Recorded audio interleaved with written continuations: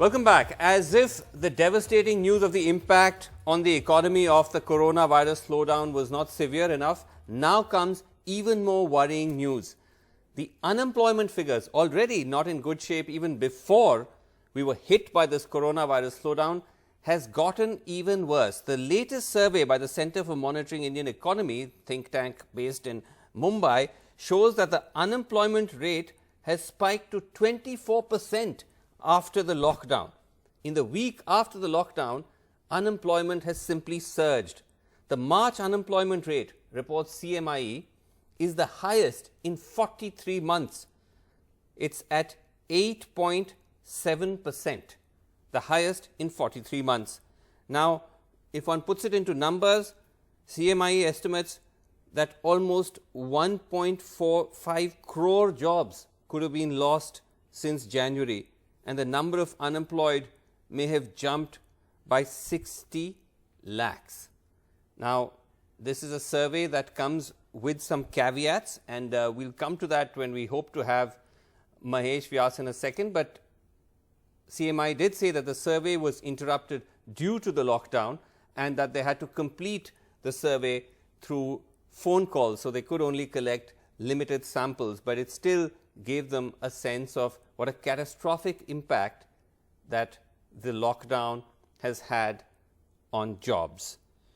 But also on the ground, it's manifest in other ways, because if you look at rural India, we're right now at the point of the harvest season for the winter crop.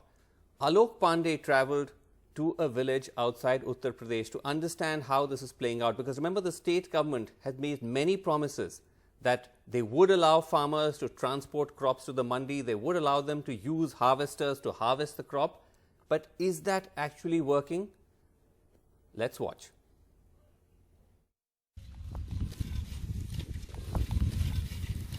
30 kilometers out of Lucknow, 55-year-old Ram Prasad is worried his cucumber crop, planted in December last year, will rot away in his fields. Ram Prasad spent 17,000 rupees on planting the crop. In a normal year, the return would be at least 50,000 rupees. The government claims the mandis are open for business. The reality, not quite. अब इसको हम कहाँ लेकर के जाएं, कहाँ बेचें? तो सरकार तो कह रही है कि किसान मंडी तक लेके जा सकता है। तो ले को जा सकता है, लेकिन सर जब कोई साधन नहीं है तो कैसे लेके जाएं? और फिर 2 बजे से 5 बजे तक मंडी रहती है, उसके बाद फिर बंद है। उसके बाद अगर वहाँ ज़्यादा लेट पेट हो रहे हो तो पुलिस के डंडे खाओ, भागो। कोशिश तो मैंने की, जब चल ही नहीं रहे हैं तो कौन लेकर जाएगा? जिससे कहो कहता आप नहीं जाएंगे, डंडा कौन खाए? 10 kilometers away, 65-year-old Guru Prasad claims the lockdown contributed to the destruction of the cabbage and cauliflower in his fields. The reason? Stray cattle, he says. बताते यहाँ पुलिस हम लोगों को तंग करती, रात में 4 लोग बैठ नहर बनाए बस बैठ सके साहब कि जो जानवर रोकी। दूसरी चीज, रात बिरा साहब को अब घर में मोदी जी का आदेश है, लक्ष्मण रेखा खींच ली गई, उसके अंदर ही है, तो हम लोग उनका आदेश का पालन कर रहे हैं साहब।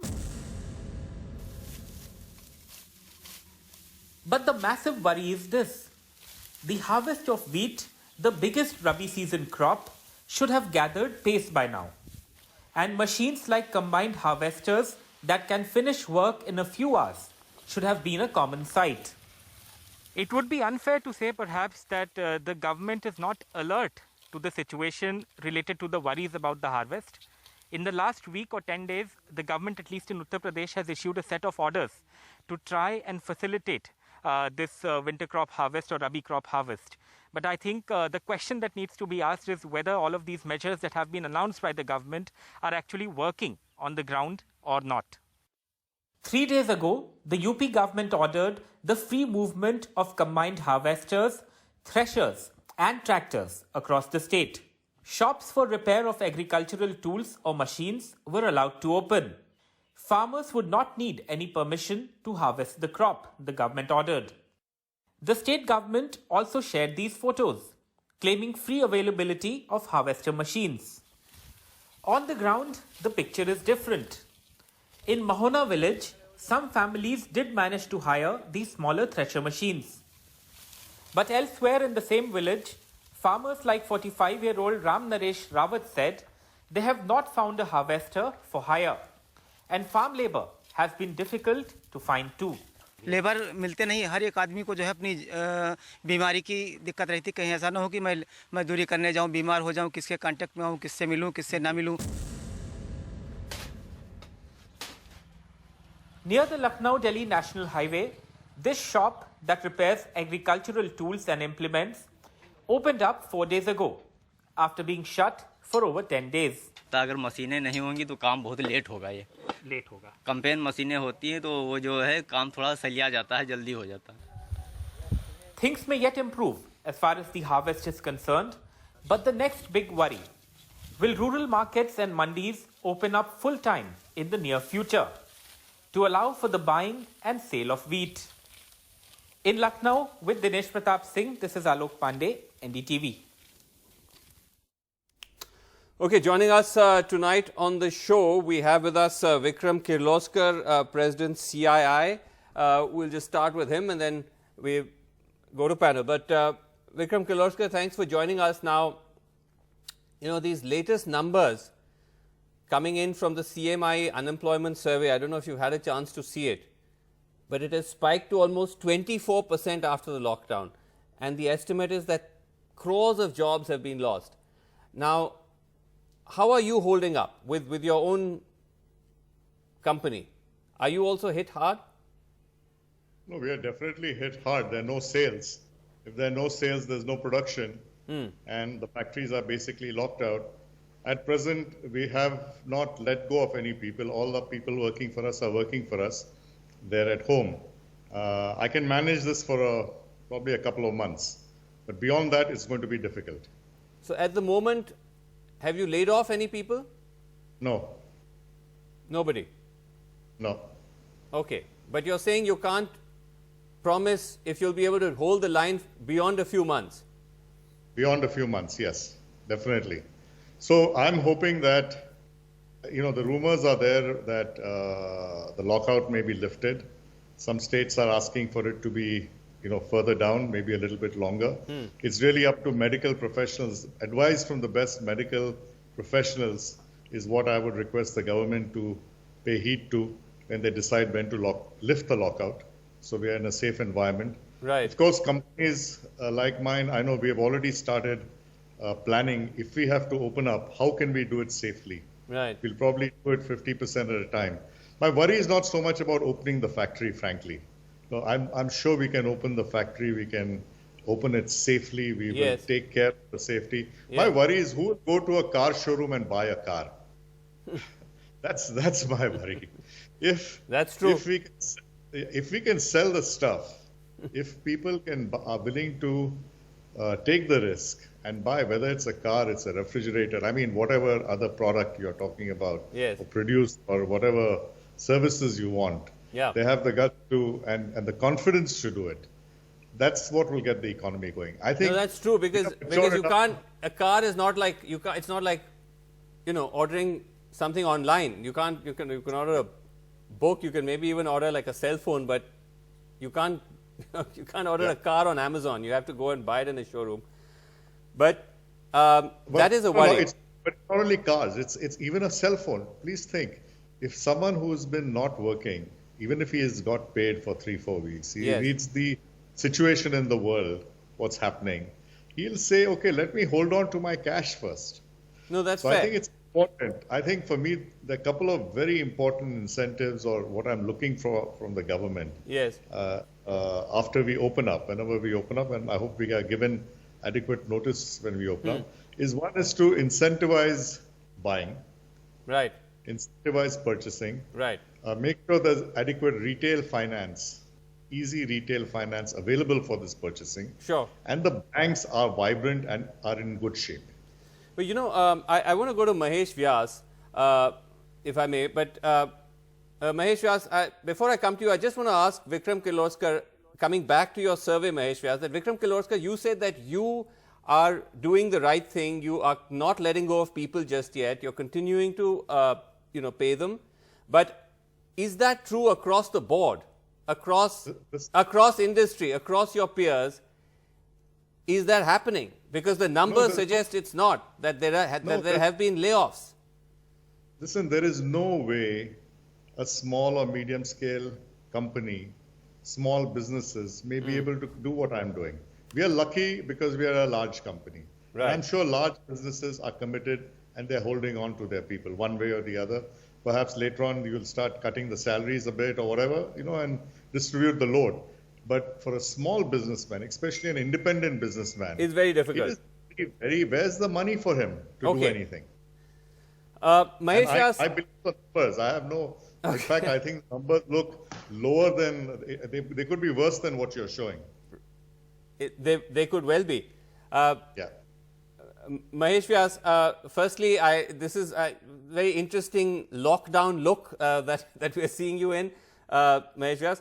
But is your sense, Mahesh Vyas, that this survey of yours, because as Vikram Kirloskar says that obviously it's the smaller businesses that are hit, but you poll everybody, right? So what you're capturing is job loss across the board? Big, small, everybody? That's right. What we are capturing is across the board. It covers all kinds of households. So long as people are staying in households, we do cover them. What Mr. Kirloskar is talking is the perspective of the enterprises. And I heard him say that they can pull on for some time, but they're a large company and therefore they can do that. But what happens to the smaller companies? Right. They will find it extremely difficult to survive. So we were quite taken aback by the 23% unemployment rate that we saw in the last week of March. Right. But we held back that number because we said this number is too high. It's just too out of the range. And the sample was small at 2,300 observations only. But when observations increased to over 9,500, and the results were still 23%, that's when we said that this is for real. And this does become the first quantitative number coming out as the impact of the lockdown. I must add over here that these numbers do not reflect adequately the pain because we still underestimate the problem with migrant labor.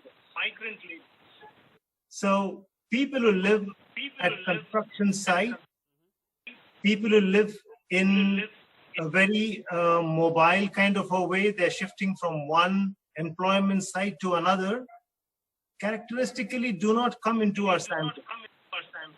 Our sample is more of people who are relatively stable in their households.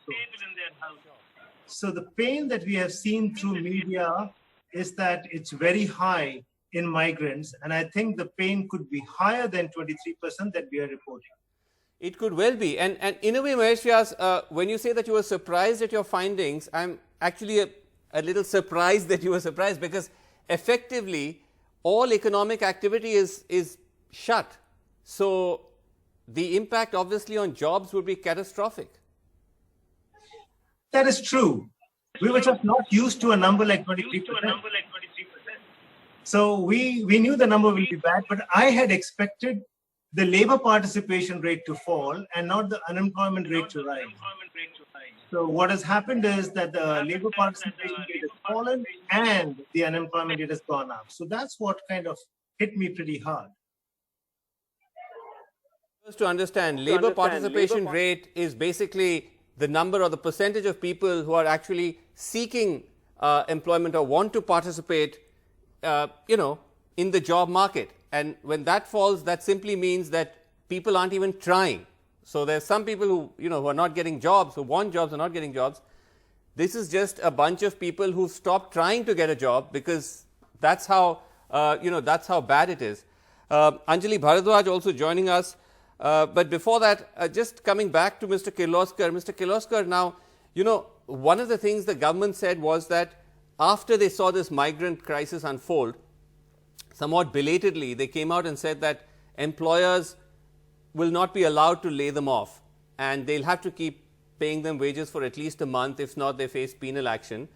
Just yesterday, we interviewed a cross section of over a dozen migrants from all over India who say that no one is respecting that. No employer is paying them. So, yeah, I can understand the situation. You know, luckily for me, I don't have migrant labor in my companies around Bangalore, so perhaps it's not affected me personally so much. Yeah. But I can appreciate a lot of industries which are seasonal, which are using contract labor, and which are using migrant labor because of the nature of work that's involved. People are fleeing back, and these companies probably have no money at all. Even if you pay a fine, they probably won't have enough money to pay a fine either. There are small-time manufacturers who are exporting small goods, maybe clothing, maybe many things are there. So many things are made in small scale. If there's no buyer for what they are making, there's no way to deliver a good to the market, and there's no way to get paid for it. right. They'll run out of money. And then, you know, where will you pay the guy finally? Right, that's a huge problem. If I can just, with the permission of the gentleman, just bring in Anjali Bharadwaj. Anjali Bharadwaj, now, you know, these numbers showing a catastrophic impact on jobs, in some ways not surprising, and it doesn't look like there's any, what's the end to this? Because even if the lockdown at some point is gradually lifted, as Vikram Kirloskar says, first, people have to have the confidence to come out and shop and, you know, enter crowded places like markets. On the other hand, where's the money in people's hands to be able to actually buy things?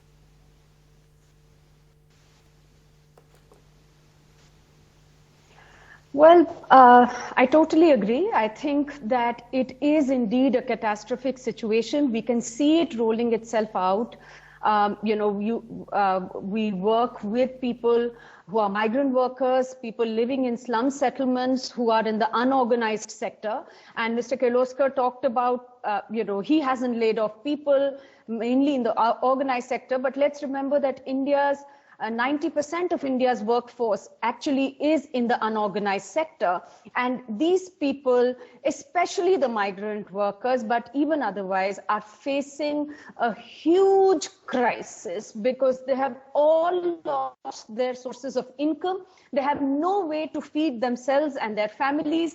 They have no money to pay their rent. They're in an absolutely abysmal situation. There is a government order which says that employers should continue to pay wages to these people despite the lockdown. But we have any number of cases where people are saying that our employer doesn't have money to pay us. So where will the employer pay from? People who are on rent, they have been told that you won't be charged a rent, but that is also not being adhered to. So clearly the government needs to recognize that this is a huge problem. It also needs to be recognized, like has been said, that this is not going to go away the moment the lockdown is lifted. This will have an impact much beyond the period of the lockdown. So we need to see very serious planning for the period of the lockdown and beyond, till the economy actually catches up and people get their jobs back. Right. In you know, all the projections, Mahesh Vyas and Mr. Kirloskar, all the projections by all the rating agencies, you know, we put that up on screen. Some of you, I'm sure, know the figures. S&P saying these are growth projections, 3.5%, CRISIL 3.5%, Moody's 2.5%, KPMG below 3%. I'm not even sure, you know, whether there's any basis to these projections. They're just throwing out numbers because it's hard to read the crystal ball. But Mahesh Vyas, how does one come out of this? I mean, the government still doesn't seem to be willing to commit sufficient funds. They put some money aside, but by all accounts, it's not enough. I think what the government has put for this is peanuts. It's not going to help at all. And I think it is very important for the government to step in by putting a lot of money on the table. If the government doesn't step in, how is this problem going to get resolved?